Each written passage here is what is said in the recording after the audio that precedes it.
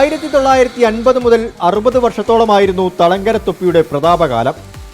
അക്കാലത്ത് മൂന്നാം തലമുറക്കാരനായ അബൂബക്കർ മുസ്ലിയാരാണ് നിർമ്മാണത്തിന് നേതൃത്വം നൽകിയിരുന്നത്.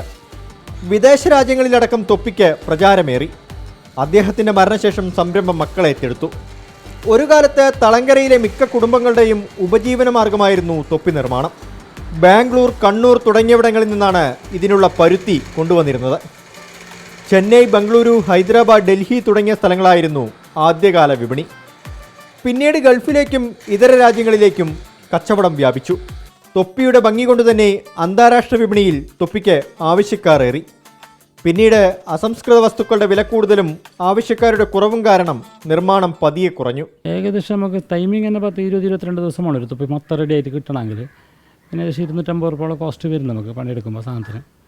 അതിപ്പോൾ ചെറിയ ശമ്പളമാണ് ആൾക്കാർക്ക് കിട്ടുന്നത്. ഓരോരോ ആൾക്ക് 7 ആൾ കൈമാറണമല്ലോ ഒരു തൊപ്പി റെഡിയാണെങ്കിൽ. 2018 സംസ്ഥാന പൈതൃക പട്ടികയിൽ തളങ്കര തൊപ്പിയെയും ഉൾപ്പെടുത്തിയതായി സർക്കാർ പ്രഖ്യാപിച്ചു.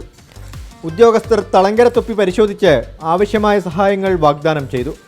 തൊപ്പി നിർമ്മാണത്തിനാവശ്യമായ മെഷീൻ, ഷെഡ് തുടങ്ങിയവയും സാമ്പത്തിക സഹായവും പ്രഖ്യാപിച്ചു. പക്ഷേ പിന്നീട് ഇടപെടലുണ്ടായില്ല. സർക്കാരിൻ്റെ ഭാഗത്ത് നിന്ന് ആനുകൂല്യം കിട്ടണം നമുക്ക്, അന്നെങ്കിലും മുമ്പോട്ട് പോകാൻ പറ്റരുത്. പഴയ കാലത്തൊക്കെ നല്ല റേറ്റിനാണ് കൊടുത്തുകൊണ്ടിരുന്നത്. ഗൾഫ് കൺട്രിക്കൊക്കെ അയക്കുന്ന സമയത്ത് നല്ല വിലക്കാണ് സാധനം കൊടുത്തുകൊണ്ടിരുന്നത്. പിന്നെ ചൈനൻ്റെ കുറേ തൊപ്പിയൊക്കെ ഇറങ്ങിയ ശേഷം നമ്മളെ വിപണി കുറച്ച് ബൈലോട്ടായി. കാസർഗോഡ് നഗരസഭ തൊപ്പിയുടെ വ്യാപനത്തിന് കുടിൽ വ്യവസായം എന്ന രൂപത്തിൽ 2018 വനിതകൾക്ക് പരിശീലനം നൽകി. തളങ്കര സ്വദേശി അക്കിച്ചയാണ് ഇതിന് നേതൃത്വം നൽകിയത്.